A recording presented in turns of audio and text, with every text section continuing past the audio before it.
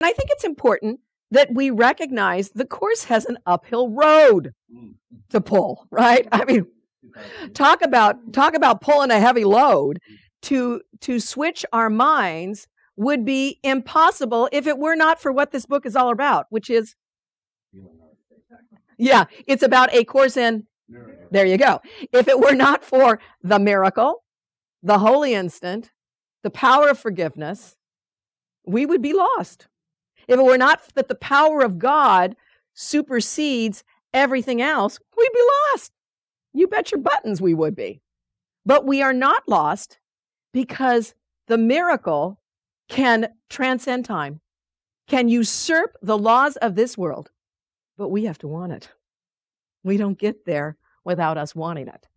So we have to, how do we get there? So you go, Beverly, how do we get there? I'm sure that's what you were wondering. Okay. You know, what the Course constantly tells us, we replace the lie with the truth. That's what it constantly tells you. You don't fight against the lie. You just replace it. You bring darkness to light and it is no more. I love this. All through history, you got symbology all over the place. You know, our son Jeffrey, we were talking about this. He loves history, so I love to throw metaphysics into history. So I always say, think about the Dark Ages. What happened? What followed the Dark Ages? The Renaissance, the age of enlightenment. Whoa, what does enlightenment mean? Light, right? What was the Dark Ages? It was a bloody time. Very dark, ominous, hateful time. Then came the age of enlightenment. We were transcended. We were transformed. Wow. Wow. And look at all the thinkers you got out of the age of enlightenment, especially in France. You got incredible stuff during the age of enlightenment. And even our forefathers, Benjamin Franklin, Thomas Jefferson, where'd they go?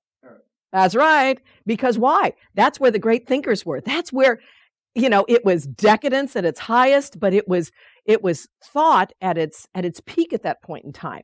You know, so you have Voltaire, which we've quoted many times here, saying a very important thing. He said, God created man in his own image, and then man returned the compliment. You know, what an enlightened thought for the age of enlightenment. What, 1500s? We're talking about 1500s. We still don't have it. We still don't get that, right? But think about that. God created man in his own image. Now, again, let's understand what that means. He didn't mean a body, right? Even Jesus said, we are created in the spirit. You know, we are created in his image in spirit and thought.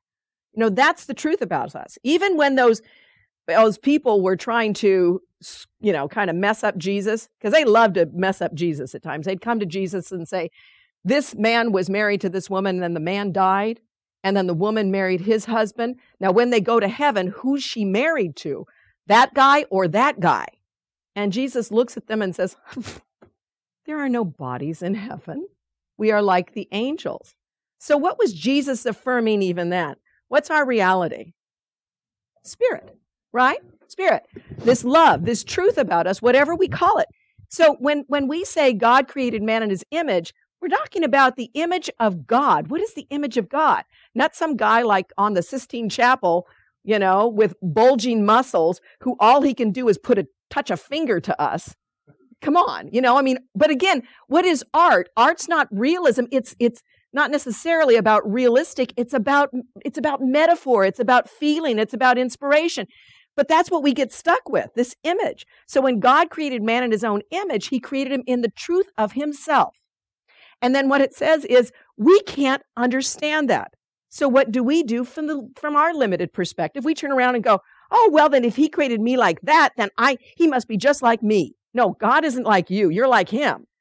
God's not like you, though. Thank God. Thank God he's not like you. You're like him. That's where the grace is. You know, so through the miracles, through grace, through forgiveness, through the holy instant, all these things, all these tools the Course gives us to awaken us. We are saved because of that. We are saved because of the image we were created into, not what we made of it, but because of what God blessed us and graced us with. That's what we need to hold on to when we talk about this, when we look at this, when we look at this concept of sin and go, it's so hard to let go of. Yeah, it's hard to let go of if you were just a mere mortal, but you are not. You are a son of God. You are a child of the infinite. And you are entitled to miracles, and that's what this book's all about. So that's why it is possible now.